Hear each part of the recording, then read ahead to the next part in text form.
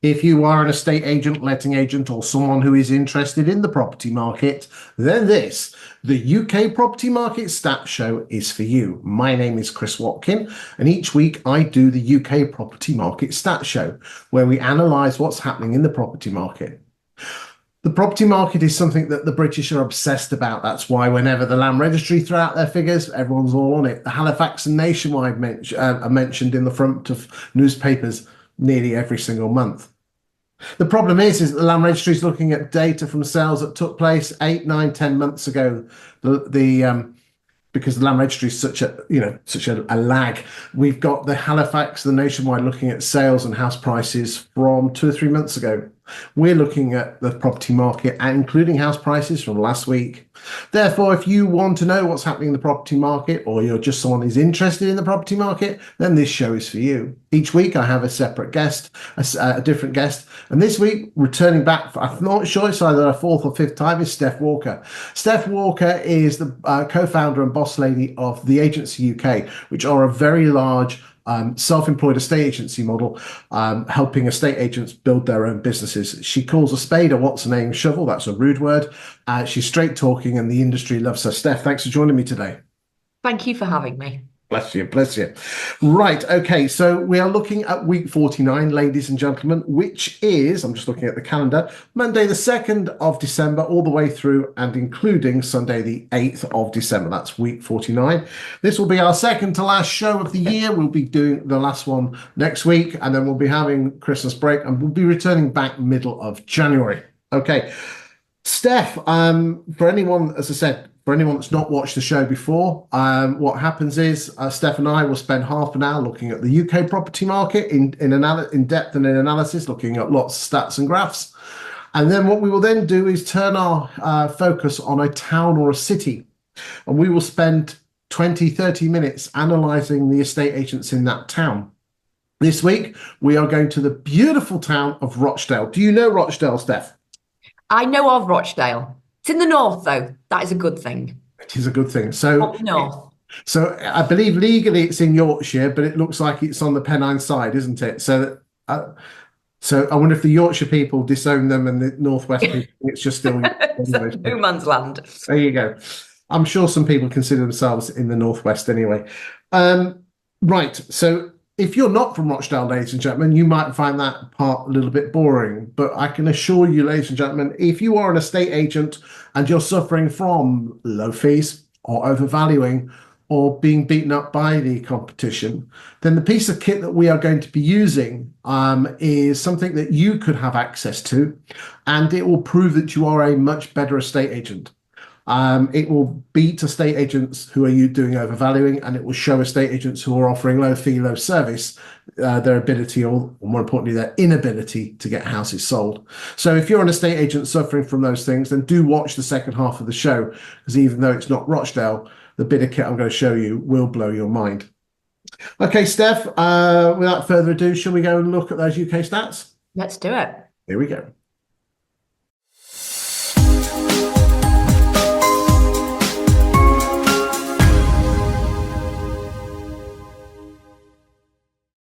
Okay, so you should be able to see some stats on the screen now, Steph. Just confirm that before we rock and roll. Okay. Yeah. Good stuff. Okay, so ladies and gentlemen, those that have not watched the show before, what happens is I spend 40 seconds looking at each element, and then Steph gives her amazing insight. So this week we have listed as a country 21,159 properties, which you can see from other weeks, the other standalone weeks of the second week of December. Is very comparable. The average price of the property coming on the market this week, 388,520. Year to date, we are on 1.67 million properties that have come onto the market, which is 8.5% further on than the listings in 2023 when it was 1.539 million, and 7.5% ahead of the averages of 17, 18 and 19, which were, I hate to say it, more normal years, if there is such a thing. And then my favorite graph on listings is that we plot the weeks as weeks go by. The white line is 2024 and the pink lines are 23.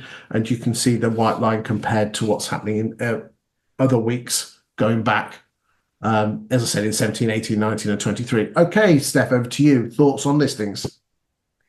Well, I think we say this on every show, but it's no surprise to see the graph doing what the graph is doing. I think as a business owner, I'm glad to see, though, that we've got a little bit of an uplift, certainly on where we were during last year, a year that shouldn't be named really in a estate agency. I think it wasn't that much fun.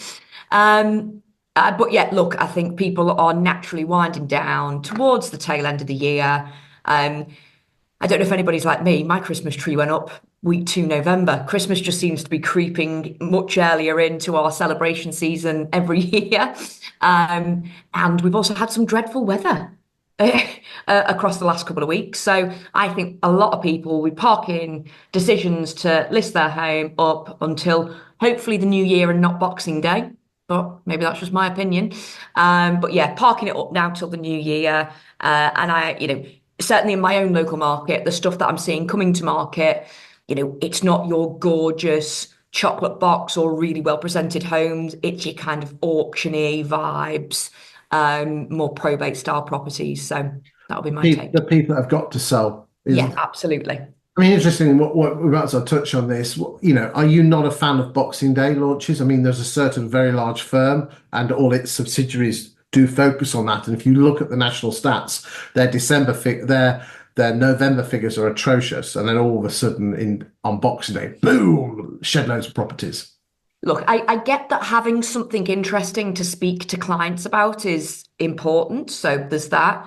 But I also think, estate agency every single month is becoming more about strategy and knowledge.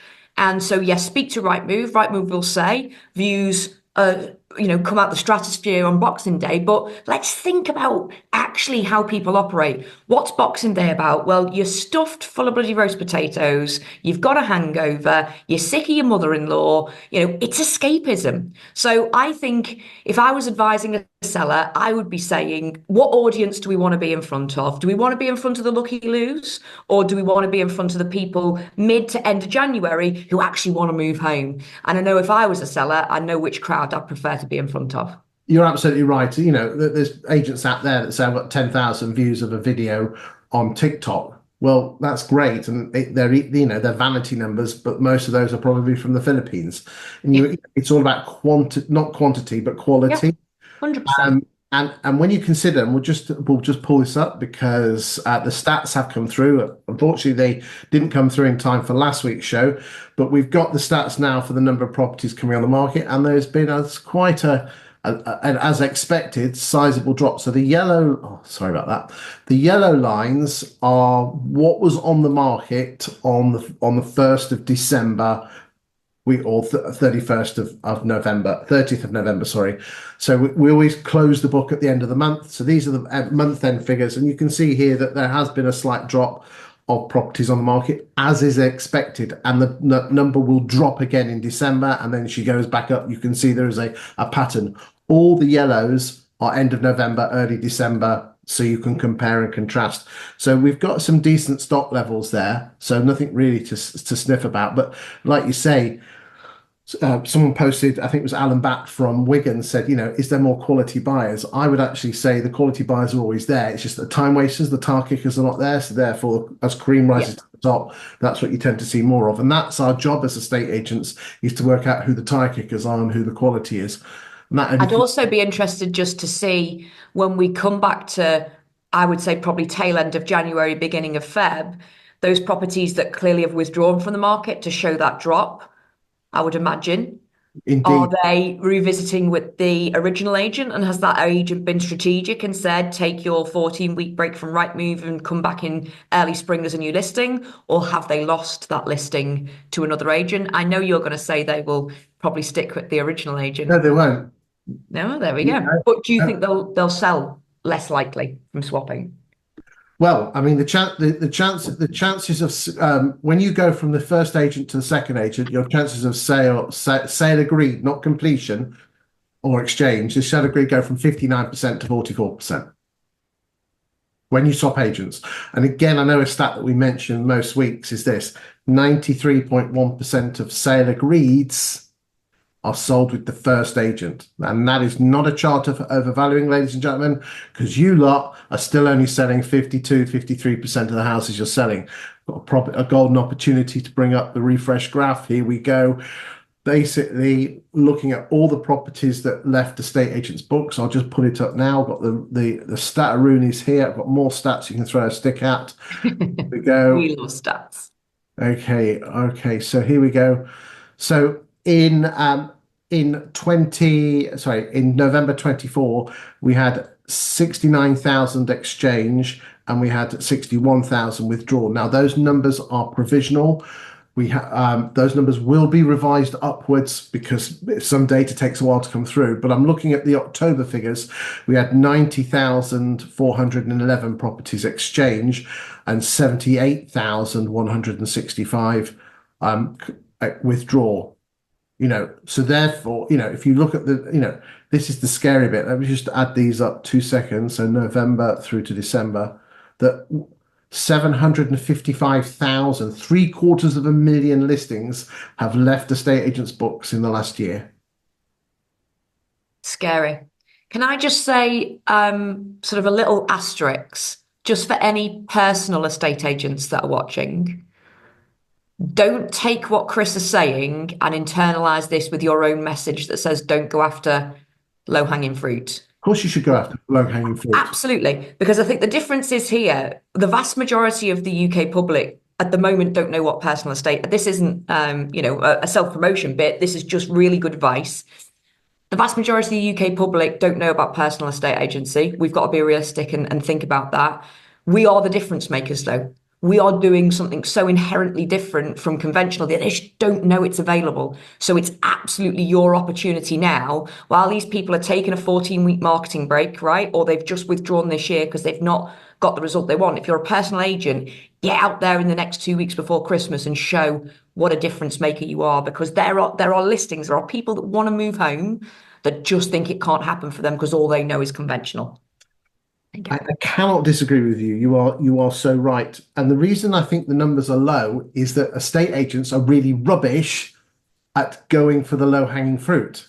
If estate agents are really bad at business generating low-hanging fruit, i.e. properties that have been on the market 12 weeks or withdrawn, then not many are going to come across. And when they do come across, because the numbers are so low, that's why 93% of properties sell with the first agent. It's because not many agents go them for the second hand, and I think a lot of it is pride. I don't want second hand stock that someone's had a go at. And again, it absolutely scares me, Steph, that there are agents out there who, when they lose a listing, ring up their homeowner and say, give me a call if you need a hand. Well, they're not going to do that because we've got to think like human beings here.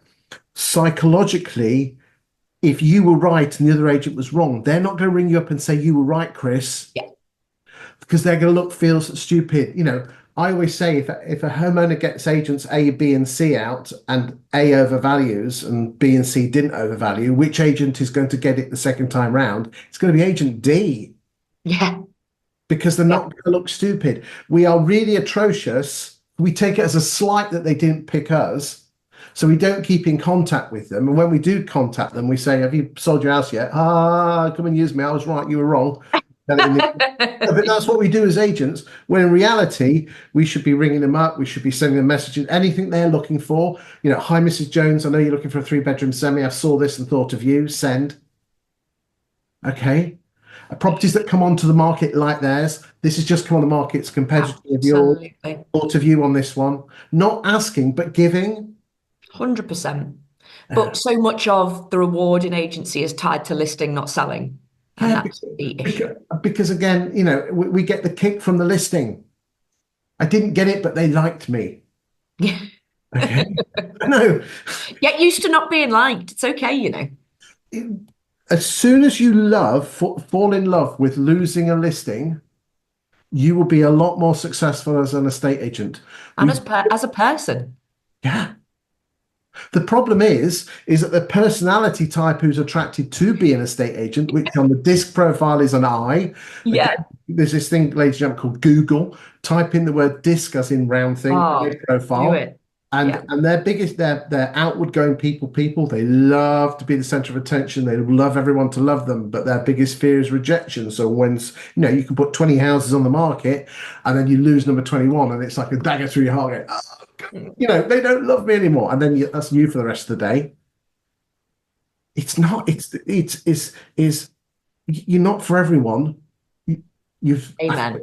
Yeah. Anyway, let's get back. Let's get off. So we've got a show to do. We're 15 minutes in and we're only stuck listings. Right, let's move on. Well, ladies and gentlemen, we've got some more new graphs for you because these get updated every single week. And this is the UK price reductions as a percentage of stock on the market. So 12,567 properties have been price reductions this week with an average price of 377. In terms of, let's just pull this up.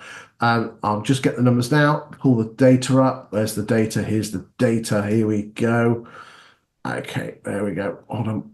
And you can see here that the number of properties as a percentage has dropped down to around 11%. So at the moment, 11% of our stock on a monthly basis is being reduced. I'm going to expect that slightly because it's November. But at the end of the day, do remember, ladies and gentlemen, stock levels are down. So that number should actually be going the way up. But your reductions, so again, I think there's a bit too much Christmas party season. It's not enough, is it? Yeah, I get the sense that there was a nice little bubble post-budget of activity, and then kind of things died off. I think we're living with a group of buyers that are just month on month vastly over unrealistic. So I actually think there's probably sellers out there that are not getting enough viewing feedback and therefore are less likely to take action. I think buyers are now going, oh, well, mortgage rates aren't really as down as I'd like them to. They're still living in this bubble of, I'll wait to buy till next year, which is just insanity. So agents should all be out talking in their local market about actually what time costs, rather than taking action to get some buyers excited about making offers. Indeed. We've got the exact figures here. 11.11 last month. It was 13, the month before 14, the month before 11. So yeah, I just don't think that's enough, guys and girls, when you consider we're still only selling and exchanging on 53% of the houses we're actually shifting. Don't you think as well there'll be a lot of agents holding big pipelines? They've exchanged and completed on more this year. They're probably a little bit latent in their activity and trying to get people motivated. And they're probably like, oh, well, go on, wait till January then. I think if you're already on the market, in the market, and you haven't taken a marketing break, you should be reducing because like you said before, Chris, dedicated buyers, real buyers are always in the market, regardless of what it is. So grab them before all the new listings come on in January. Absolutely. Take a buyer off the market, off the Correct. playing board. And again, I think, the important thing is that we've got this stamp duty coming in, and if the lower end, if there are people out there who are deliberately telling first-time buyer properties to wait until Boxing Day, I'm sorry, guys, especially for those first-time buyer properties, you're doing a disservice for your vendors, and absolutely, that's a bit naughty. Right, let's go and look at gross sales. So this is total number of sales this week, and this week we have sold as a country. Let me just pull this. I've got loads of numbers on here. We've got 20,670. So I'll just pull that up. There you go. Which, gotta admit, that's ahead of 21. Love that. Yeah. Praise Jesus. Other religions are available. There you go. Yeah, you wouldn't have thought that, would you? Average price of property sold 359. We'll come to that in a second. So the white line here is the number of gross sales on a weekly basis compared to 17, 18, 19, and 23. And you can see here that we are very nicely ahead of that. So again, just so you're aware, that dip is the August bank holiday, and then you always have 3 dips in the spring, which is Easter and the 2 spring bank holidays. Really does affect the property market, ladies and gentlemen, those bank holidays. So if you start screaming for more bank holidays, it will affect your pay, ladies and gentlemen. Yeah. Cumulative sales to date is 1.211 million, which is 15.3% ahead of 23 and 8.9% ahead of 17, 18 or 19. The sell-through rate is what percentage of your pipeline sorry, of your sales on the market. Again, this is a monthly graph, an important graph. So we'll just pull up, give me a second. I'll just bring that stat up. So I've got so many graphs here. It's unbelievable. Let's go pull that up. Here we go. So it is CB. There it is. And there you go. So 14.9% this month compared to 16.11 the month before and 14.82 the month before that. So again, it's what I would expect on the better side. This is an important graph, and I just want to highlight the red line with the yellow.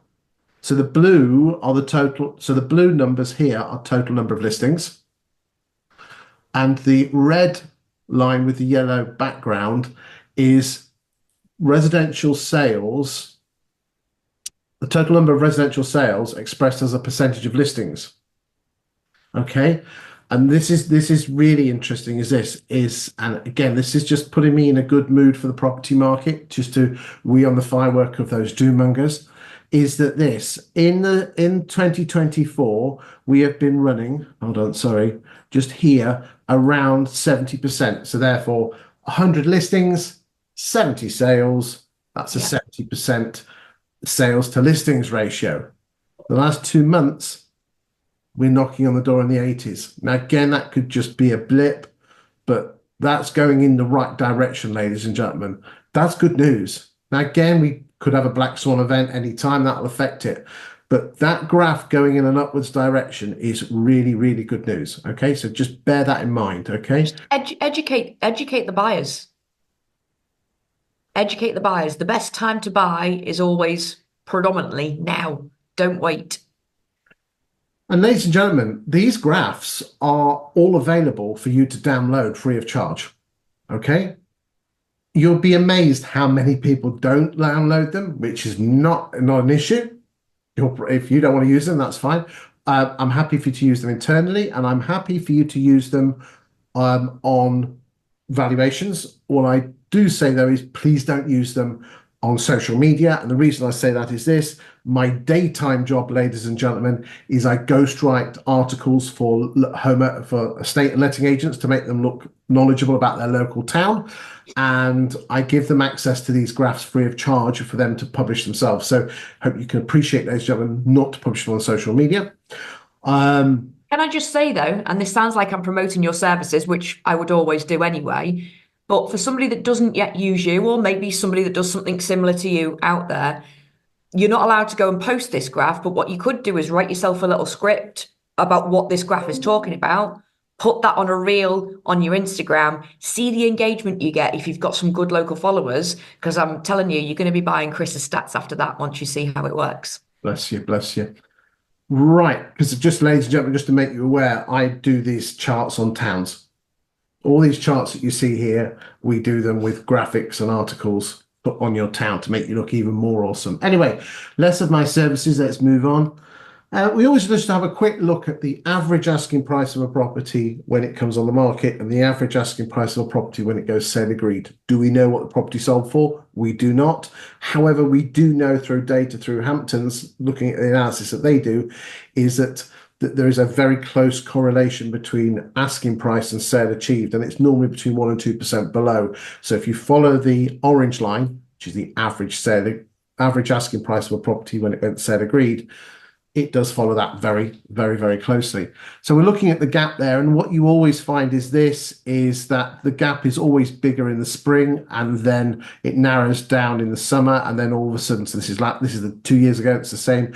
Then all the London people come back, so we have the spike up there, and then from there it narrows down, and it will continue to narrow down until Christmas, and then she'll take off again. It's the gap that we're looking at. So those are the pound note differences in terms of, so 388 is the price of a listing and 359 is the property average price sale agreed. We just put those on a graph. The gap is 8%, which is great because the long-term average is 16%. So anything on sales agreed or price difference before we move on to gross sales? It's as you expect. I suppose all I would then be looking at as an individual estate agent is if I'm falling in line with that, what's my time to sell? And is Well, that a conversation I should be having with my sellers in that this is generally going to be what happens? Does that, and then here's how long it takes me to achieve that for you. Does that work with you? Again, just a different angle on a conversation. remember, you're so right, Steph. Remember, ladies and gentlemen, your credibility is judged on the questions you ask, not the statements you make. Okay, and that is the if someone said what makes a good estate agent, it's the questions you ask of the vendor, questions that other estate agents don't ask the vendor. You see, hold on a second, that other agent didn't ask me that. Remember, it's not a beauty parade. They're judging you on which estate agent is going to sell their house. And by asking them different, you have to say it in the right way. And it scares me that, there are I don't train this, but there are trainers out there that train this. But it scares me that there's 13 and a half, 14,000 estate agents that are, one man band, one woman band estate agents. And so therefore they won't have a training department. I don't know about you, Steph, but I challenge you to quote not now, but to give me more than 10 estate agency trainers. Yeah. We are atrocious as an industry that we do not train, and that's why I'm a massive fan of Roper. Yes. It's going to help. It's going to help. Anyway, let's move on to fall throughs, ladies and gentlemen, and the number of fall throughs this week is what I would expect at around 5,500. Let's just pull the stats up. There we go. 5,442. The percentage is 26.3. So there's a slight dip up there. But again, the numbers are quite small, so it doesn't necessarily concern me. This is the more important graphic because sale fall through rate looks at the total gross sales this week and then looks at the fall throughs, which there's got no relationship between the two, but this is how a lot of agents measure it, and just see, right, what's the percentage of fall throughs against gross sales. A better measurement, and this again is the first time we've seen it this month, including the November figures, is that this is the percentage of sales in your pipeline that fell through, and this month we are on about 5.4 on that one, which is a slight drop from 5.8 last month. There's your fall through rate. Again, average fall through rate 24.28. It's not a third. A lot of people, it's more. Again, 2022. Why was that? That was the trust budget. Okay, and there's the number of fall throughs. So, anything on that before we go to net sales? Yep. Looks pretty par for the course. Does, doesn't it? Right, ladies and gentlemen, net sales is gross sales less fall throughs equals net sales. So this week here we're looking at the white line, which is 2024. To give you an idea of the net sales, the number of net sales in 23, 12,549. Again, let's just look at this. Number of net sales in 2022, 10,026. We've got more net sales than 2021. Again, you would have said that you were smoking something pretty strong a year ago to be in this sort of position, and we have been through economic issues. We've had interest rates not coming down as quickly as possible. We've had sporting events. We've had a general election. I mean, I mean, the white line says itself, doesn't it? Don't have to say any more, do we? I think it's strange to me that when something does happen that sends us off kilter, we all of a sudden forget that for many, moving home is not just something you want to do, it's a necessity because of life. And so at some point we have to recover on sales that we didn't do in the years where these things happened. So bring on 2025. Indeed. Right, number of net sales year to date, 924,000, which is 17.5% further on than last year, which again is pretty damn good, and 6.5% ahead of the average of 17, 18 or 19. Therefore, ladies and gentlemen, we will end the year, because it does take a while for this to catch up, because we're looking at exchanges, not land registries. Remember, these are second-hand figures. We're not looking at new homes. We will end the year, including new homes, on about 1.23, 1.24 million properties, which is very, very similar to what we had in 22, 21. I think the big year, can't remember which one was 1.4 year. Well, I think it was 21 actually. So it was very similar. It would be very similar to 22.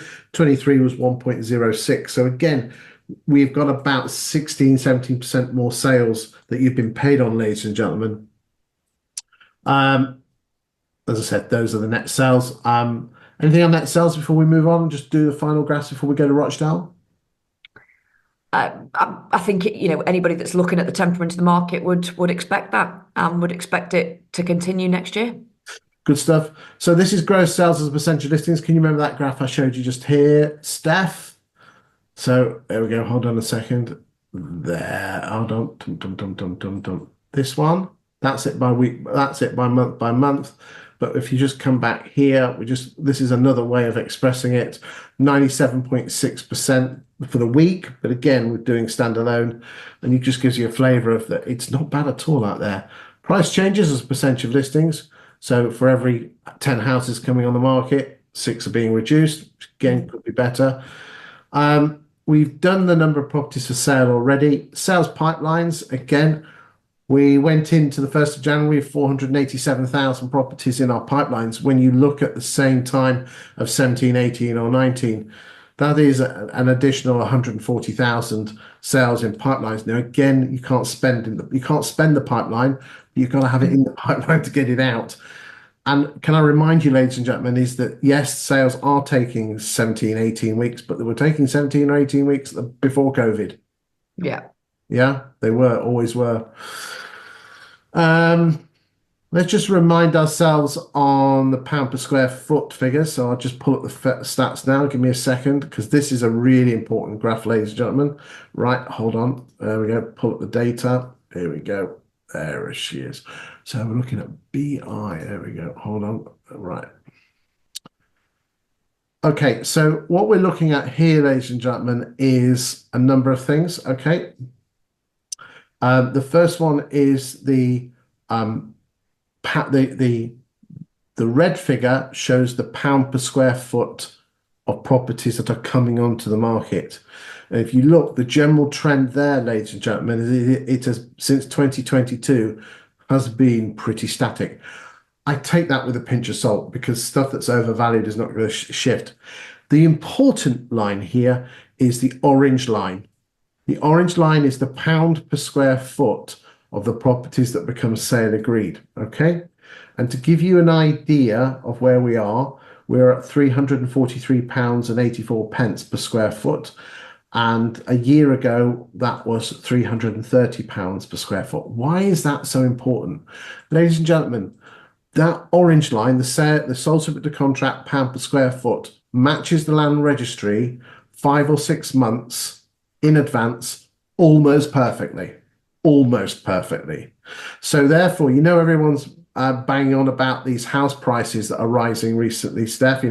It's been in the news, October, November house prices.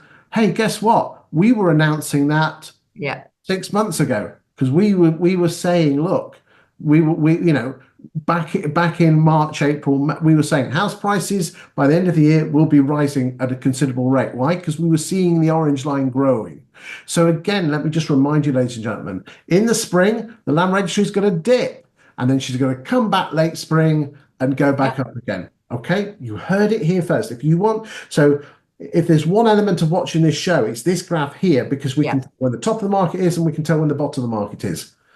That's house price. It's a great story to be able to, again, if I was an estate agent in any guise, I'd be talking about this now. I'd be talking all about it through January and February. So when the doom mongers come out again in March and say, oh, house prices, and try and scare the local market, people have already been hearing from me that I know they're going to say it, but I know that we're going to come back again. So that's a brilliant social media talking point. Good stuff. In fact, it should be in your prospecting letters, should be on your social media. It should be something that you mention on every single listing appointment you go to.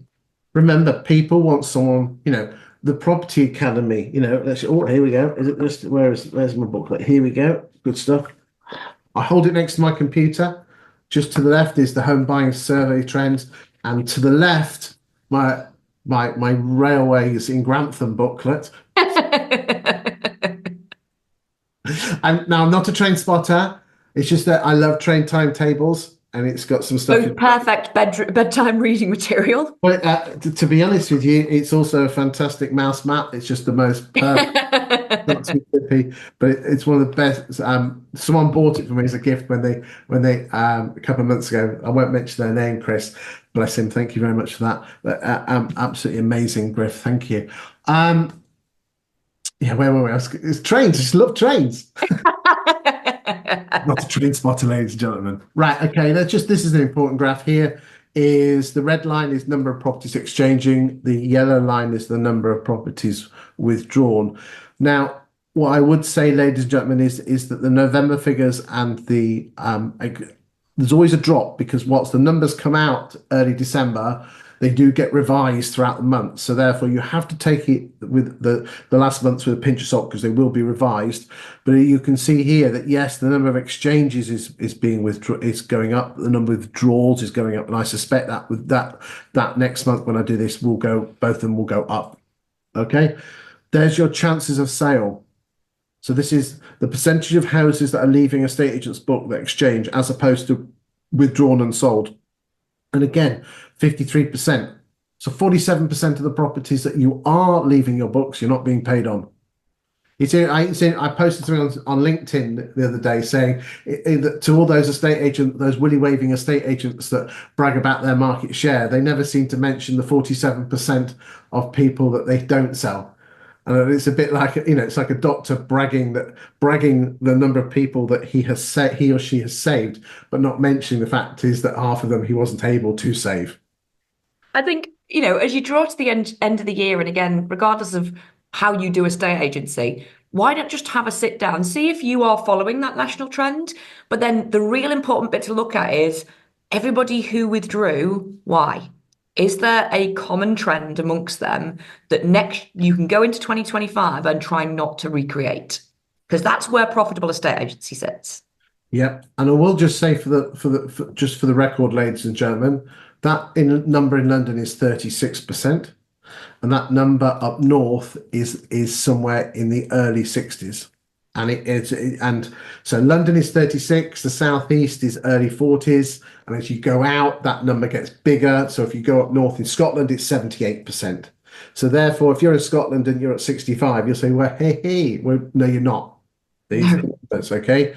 So these are national figures. There's a couple of extra little graphs just showing the proportion of sale agreeds in your stock and versus what's available for sale, which again is a nice trend graph. I think Ben Madden loves these graphs, so hi Ben if you're watching the show. And then that's just raw numbers as well, just showing you the reds are the number of properties for sale and the greens are the number of properties that are in agents' pipelines. And again, remember your pipeline is going to be squeezed dry. So spend it well because you're going to have a tough Jan and Feb, ladies and gentlemen. Okay, that is the end of the first part of the show, ladies and gentlemen. Any thoughts on that before we go to Rochdale, or would you like to save them to the end? No, I'll do my thoughts now. Every time I come on this show, it's exactly what we expect. So everybody should be watching this show because if you're having a surprising month, it shouldn't be surprising at all to you. My little note there just about have a look at the activity you've had this year, have a look at your withdrawals. Is there a trend in those people that have left your books? Don't repeat those trends next year. Be more profitable. You're absolutely so right. It's interesting. I have I have over 100 agent clients around the country, and I talk to them on a regular basis. And some say, the market's really tough this month. Now, I, like you, operate a tough love system. I speak as I find, and I'll go on to the stats and actually see that the town is doing well. It's just that they've just had a shit month. And I think we are very guilty of being very blinkered and believing that our situation is the same. Now, if the market in your town is doing well and you're just having a shit month, that's because you're having a shit month. It isn't the market. And I think we're all very good at blaming the market, when in reality, it's the old right, if everyone's rising, then you ain't doing it. It's because everything's moving up and down like the ships. Okay, now I think we'll leave that first part of the show just there. And what we'll now do is go to Rochdale.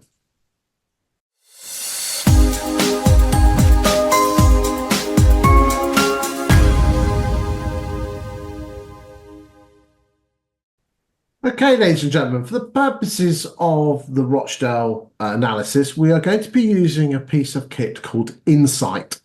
Insight is a platform from the firm 20EA. They do have a number of platforms, but Insight is the one that we are particularly looking at today. Insight is like Rightmove Plus on steroids strapped to a rocket with lasers coming out of it. It is truly exceptional, and I am an absolute massive fanboy of it, as you are a fangirl of it yourself, Steph. Love it. This is Rightmove Plus, as I said, on steroids. It looks at not just the last 12 plus 1 month, we're looking at the last 5 years plus the current year. And it offers insight into so many statistics that show that you are a better agent or not so good agent and areas of improvement. And if you are not a Rochdale agent, but you are suffering from overvaluing or low fees, then the stats contained within Insights will you'll be able to prove to homeowners or landlords that you are a better agent. The kit itself is being provided to me free of charge. It is a piece of kit that you can buy as agents. Please do not mention my name because I do not get paid any commission. And they offer a number of tiers. My understanding is that there is a freemium version, so it's free, where you have to give their email address, but it's quite limited. Then there's a town, there's a regional, and there's a national. Okay, and if you pay for it, you get the same level of depth that I'm going to be showing you today on Rochdale. So without further ado, let us dive in and have a look. For this, as I said, if you like this bit of kit, go and speak to 20EA. Do not mention my name. I'm not on commission. I bloody well should be though, shouldn't I, Steph? Yeah, absolutely. This is one of my favorite pieces of prop tech. This is game changing stuff, and it's very, very easy for me to say that, but trust me, it is. Okay, let's go and have a look. So, for the purposes of this show, we are looking at Rochdale, and we are looking at the postcodes of OL 11, 12, 15, and 16, because looking at my analysis, you have Rochdale split up into three, and then you have the additional postcode off up to the northeast, which again, looking at the stats, is primarily covered by Rochdale agents. That's going to be advantage to some people and not advantage to others, but those are the areas that I've decided to focus on today. What happens is that I just speak about different screens and then bring Steph in and she gives her analysis as well. So we're looking at the 1st of January 2019 all the way through to including the 9th of December because we're filming this on Tuesday the 10th. And we are looking at new instructions. The average price of a property that's come onto the market in Rochdale in those 5 and a bit years is 218,751, and 13,852 properties have come onto the market in that time. You can see in the graph here, this is the number of new instructions that have been coming onto the market. And we won't look at December's yet because it's not completed, but you can see here that in 2024, November, 185 properties came on the market, which was a little bit more than the year before in November, which was 149. And these graphs here, again, great to show that, more houses are coming on the market, or how many, it shows you there, and it compares you months with months. The average price, as I said, is 218, which again, if you look, this is the property new listings that have come on the market, set it by price band, and there's the classic bell curve with a more focus towards the left-hand side, as I would expect, because we're in the north. Let's look at the agents concerned here. Oh, and we're not doing new build on this one. I just think it just muddies the water slightly on this one. So first off, we are going to be looking at Cowell Norford. Now, what I would say is this. I think just for benefit point of view, because again, that looks like they've had a bad month so far in Jan, but just take that with a slight pinch of salt. So I tell you what I'm going to do, Steph, to be fair, I'm going to go 30th of November, just to give more of a elongated approach and a more of a proper approach, because might have had a bad week, might have been Christmas party. Have you had your Christmas party? Yeah. Good stuff. I hope you didn't get sober. Right. Okay. So what we're looking at here with Cowell and Norford is that their market share has been pretty static around that 15 or 16%. They've had, looks like they're good months and bad months, but there's no growth there, is there? No, very, very. And it's like staying in their lane. Yeah. Okay. Yeah, it looked like those codes have done that generally. So it'll be interesting to see if anybody's sort of been an outlier in that, or if everybody's just sort of rolling their boat. Well, let's have a look. Let's go look at Reside. Okay, it's very easy to look at bad month, but we're looking at the long-term, medium-term trends here. Looks like we have some good months here. I'm just seeing if there's any. I'm just, if these spikes were on December all the time, we would know these are a Boxing Day agent. Again, the average value 218, resides at 236, and cows are at 229. So looks like they're all middle of the road agents there. Yeah. No one great. Right, let's go look at Andrew Kelly. I like that. There's some decent growth there. Yeah, absolutely. Yes, Good one yes. to watch. Hmm. I might just have a quick look at the last 12 months on that one just to see but I'm liking that. Yeah. Really, I'm liking that. Yeah, Which price? absolutely. 211. So that means they're probably lower to middle market. Okay.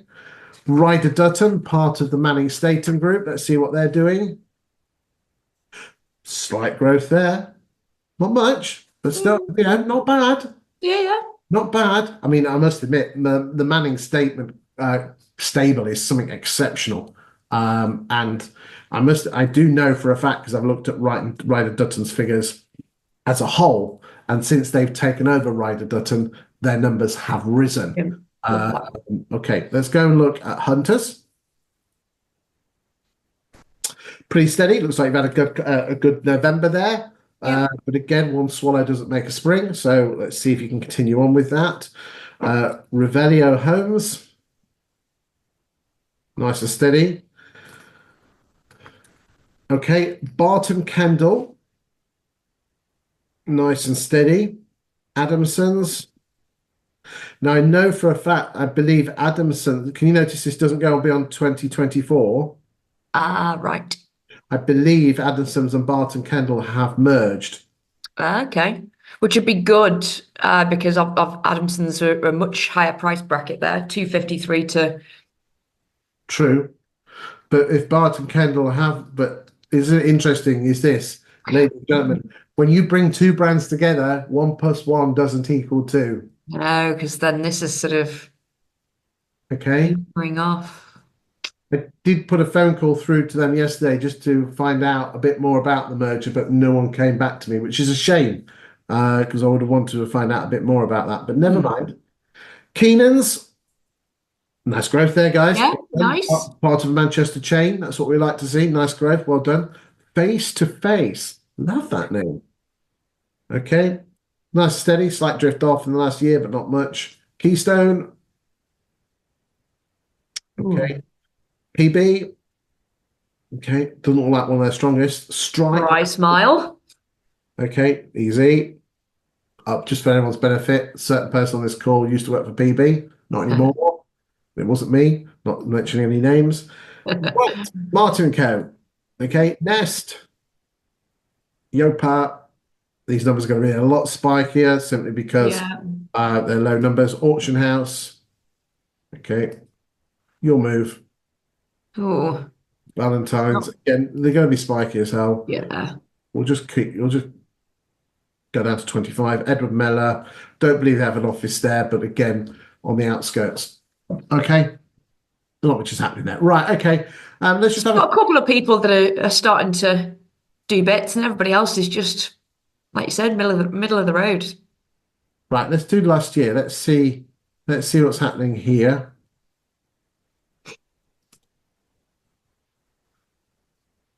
Okay, so immediately, I don't know what's happening at Cow and Norford, but their market share seems to be dropping. Can you see that? Hold on. Yeah. Mm. Oh. Oh God. We're not criticizing. We're just speaking. We're just commenting on the facts. Now, Andrew Kelly, they were the ones that started off really low, so that's really good to see. Reside,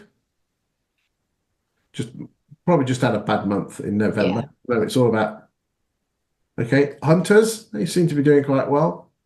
That's good because Hunters are very good at a couple of looking over the long term. At the short term, that's good. Yeah.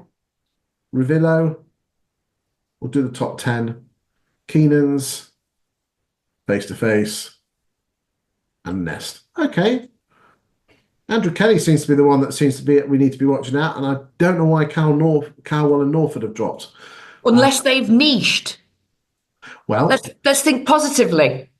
well, again, let's just have a quick look. See let's just see if who's the upper quartile agent. Let's just have a quick look, okay?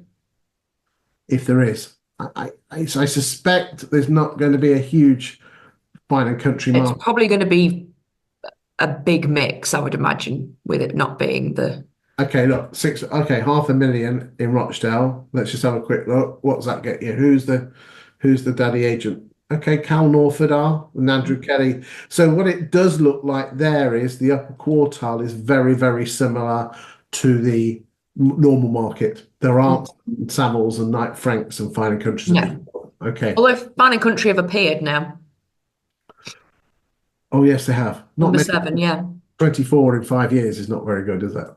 I'm not criticizing, just right. Okay, here we go. Let's move on to the next graph now. Okay, most agents are going to be looking at that column. We're looking at the last 12 months, 10th of December 23 to the 9th of December 24. And most agents are going to be looking at these sort of graphs here, the new instruction and the percentages and the sole subject contract and the percentages.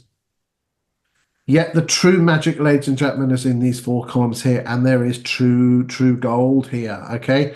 And this is, isn't it interesting that the most, and I won't mention their name, but the most disliked estate agent a number of years ago, whose name shall remain nameless, had one of the very, very, very, a firm close to your previous heart, had one of the very best exchange ratios in the whole country.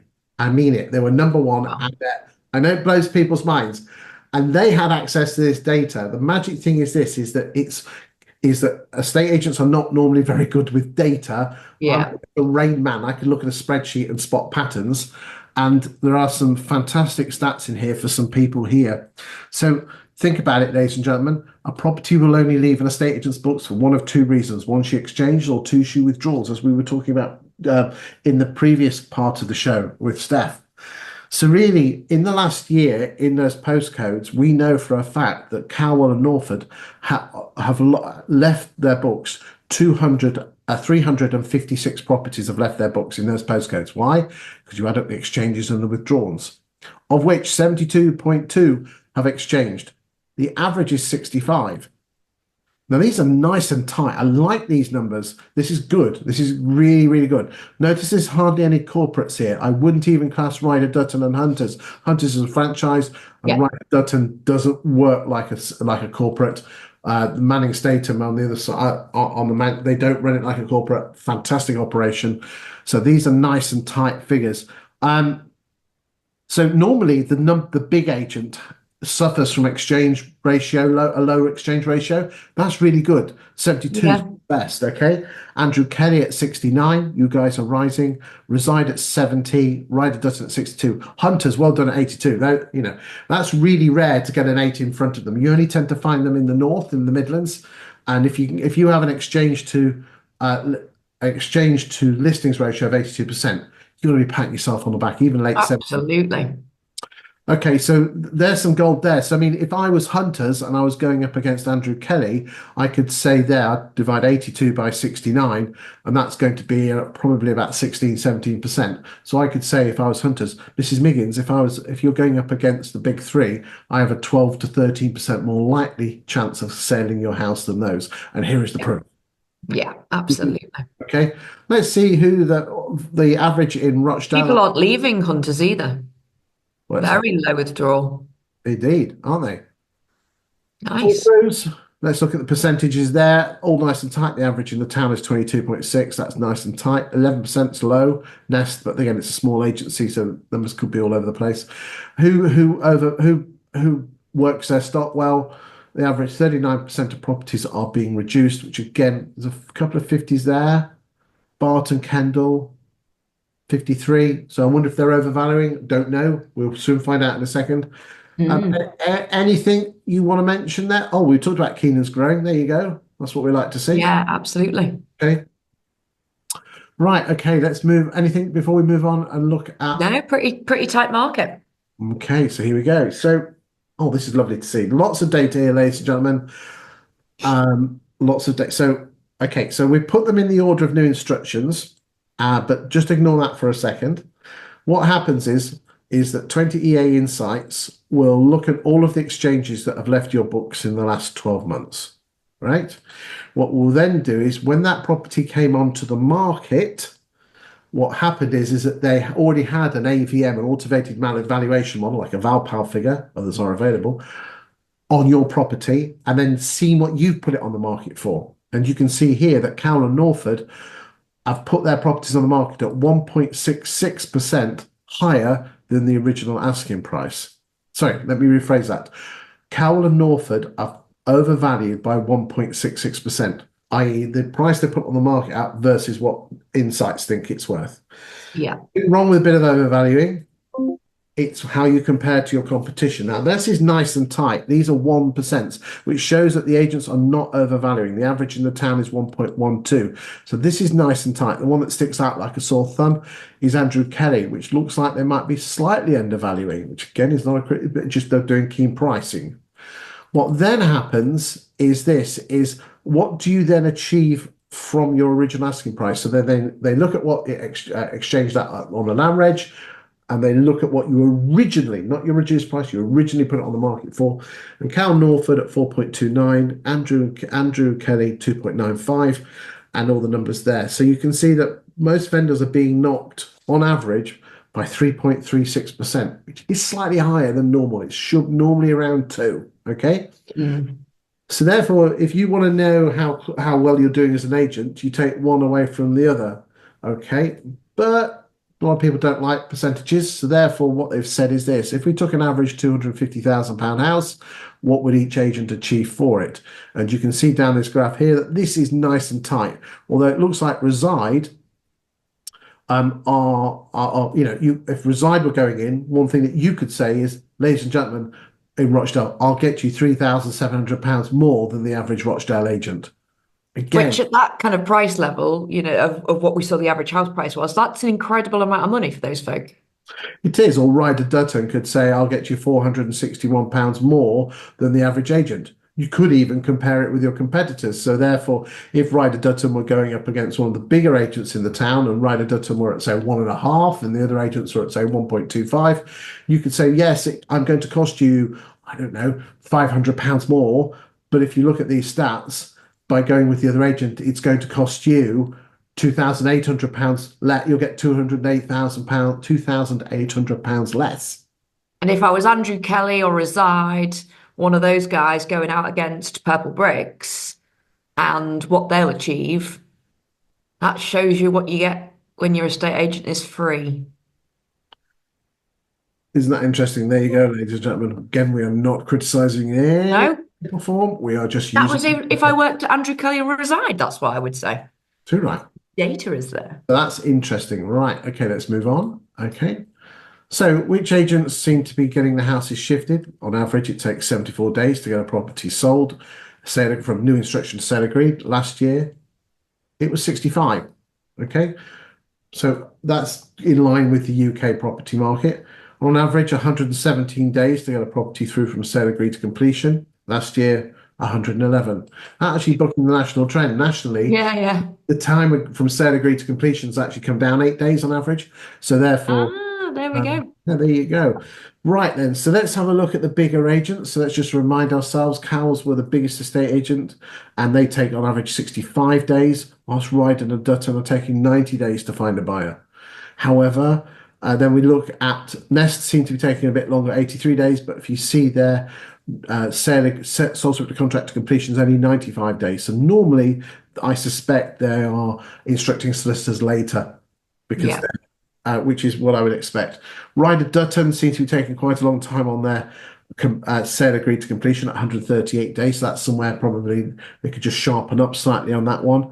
Let's look at Andrew Kelly. They're one of the big agents in the town, 81 days and a total of 192 days. So excluding Ryder Dutton, it's all quite nice and tight there.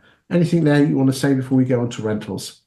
No, just for anybody that uses this data, and let's say, there's a bit of discrepancy on the price that you're achieving, it's not working in your favor. How does that then compare to the time it actually takes you to get those people moved? Because if it's only a couple of grand we're talking, that could be another months of somebody's mortgage payment in a house they don't want to be in. So there's a way that again, you said before, it's about asking the questions. What's that individual seller trying to achieve with their move? And how does the data then work in terms of you being the right agent for them or not? You are so right. Just because you're not good on one data, you can use that data in your advantage by using the other data and thinking outside the box. So yes, you might get £2,000 less, but if you're twice, 30% more likely to sell the house or get the sale through in 150 days as opposed to 220 days, that's the difference of 3 or 4 months more. It's the motivator for the client, isn't it? Depending on what works for them. So good stuff. Right, let's go and look at rentals. So, number one agent for Resi Sales is the number one agent for lettings in the last 5 and a bit years. We don't get stock levels on this because we don't know it, but listings has a direct relationship to what stock levels are. So let's look at Cowell and Norford. Let's see where they're doing. Pretty static. Pretty static. I like that. Open rent. Ladies and gentlemen, Open Rent are the largest letting agent on Rightmove with 16% of the market. You would have to add up numbers 2 all the way through to number 16 to be the same size as Open Rent. And can I just remind you, a lot of agents are complaining that landlords are leaving the lettings market. All the statistics, I can't even say it, statistics show that the number of landlords in the rental market has remained stable, in fact, slightly grown in the last 4 years. The biggest issue is that they're taking the properties away from you and putting them onto Open Rent. Because, as I said, 16% of the market, and half of those properties that came onto the market in the last year, actually it's more than half, 52.1% of the properties that came on the market with Open Rent in the last year were on the market with a high street agent the last time it came up for rent. Stop worrying about purple bricks running around like headless chickens when we had 5% of the market. This is the silent killer of lettings. This is where your issues are, ladies and gentlemen. The fact is that they are constantly going from, as you can see, 3 or 4% to 16, 17%. And you need to do something about this. I think there's so many compelling reasons why somebody that really specializes in being brilliant lettings agent, brilliant property managers, can take away so much stress and time from a landlord. But nobody, I don't think, is setting out their stall, or very few people, sorry, are setting out their stall to be truly exceptional at it. If you do that, the margins will be there. But you can't offer something absolutely half-assed and then complain that you can't charge enough to a landlord. I mean, I know you're aware of this, but some of the people watching this, my daytime job, ladies and gentlemen, is to help letting agents attract landlords to their letting agency to stop this rot. And we do it I'll give you a little bit of an idea of what you should be doing. But all letting agents seem to do is ring up the landlord when there's a problem. Yeah. Okay. And we're like the proverbial swan. We're all graceful up top and we're all running around like headless chickens underneath. Okay.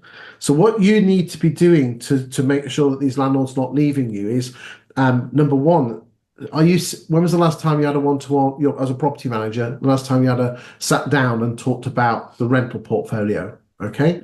The second one is this. In your social media, if I look at most of your social media, all you're pumping is 2 types of content: listing, listing, listing, listing, listing, testimonial, testimonial, listing, listing. That's not going to attract anyone to you. What you need to be doing is talking about the things that are of interest to Rochdale landlords, which is what's happening in the rental market, what's happening to average rents, what's happening to average asking prices. I mean, do they own the right homes? They could change their portfolio ever so slightly by selling this type of property and investing in this if there's a better rental return. And if you've got a sales department, you're just constantly feeding each department with reciprocal business. Bang on. I also teach agents that you should be highlighting the best buy-to-let deal for a landlord to purchase, irrespective of which agent is selling it. Absolutely. Spotlight every couple of weeks on the market locally. Perfect. There is unfortunately a downside to all this, Steph, is that unfortunately it does tend to attract homeowners as well to you. Jesus. So your colleague, your extremely beautiful colleague from the northwest, south of the Manchester, does a countdown of the 30 or 50 most expensive streets in his town. and he publishes it and gets thousands and thousands of views. Now, if you don't want to go on video, you could do this manually. The magic thing is this, ladies and gentlemen, is if you want to attract homeowners and landlords to you, you have to create content which is of interest to landlords and homeowners. And if all you're doing is talking about yourself or chucking out listings, that is not of interest. So what I do for agencies is I create content about what's happening in the property market, rents, yields, I produce reports. You put your name to them, and then you attract landlords to you by guiding and support you on that journey. Now, if that's of interest, do give me a shout. But anyway, let that turn into a bit of a sales ploy, so we'll come back. Let's bring it back. Okay, but it's only fair. I just highlight, if you are a letting agent on this and you're wondering then, and you're looking for some guidance, then do give me a shout. I can only work for one agent per town. Would you rather have me working for you or against you? Right, Barton Kendalls. Okay, they look like could do with some help from me, couldn't they? There you go. They should be calling you directly after they watch this show. Okay, that's very naughty. Andrew Kelly, Nice and Steady, Martin and Co. Keystone, Reside, AJ Properties. They seem to be slipping a bit. Prestige and Let It, and Prestige Simple, Face to Face, LMK, Oak. I feel like Rochdale is sort of a tale of two. Well, it's got two tales. One is that people are just kind of middling along predominantly, or people are starting to slip. So like the Andrew Kellys of the world, who are just inching ever so like that, they have a real opportunity to. Or maybe it looks like Andrew Kelly's really putting trees up on Resi Sales, but could do with probably a hand on his lettings again. Forget ringing me, ladies and gentlemen. Talk about the local property market and highlight great buy-to-let deals. Chuck it out on social media in local groups. You're on a winner. Okay. Okay, I think that's the end of that. Final words from you, Steph. We're coming up to the end of the year. Sales, lettings, South Coast, Northwest, wherever you are, take a look back at what's happened really well this year. What clients have left you 5-star reviews? Where are the trends? And the opposite, who's left your books? What sales fell through? Why did it happen? Are there any trends? Compare those two. That's the basis of your 2025 business plan. Steph, as always, amazing. We'll definitely get you back in the new year for the next stat show. Merry Christmas. Merry Christmas and a Happy New Year. This is the second to last stat show of the year. We'll be doing the final one next week. Thank you, everyone, for your kind words and your constructive feedback as well throughout the last 2 years. We'll be joining the third year next year.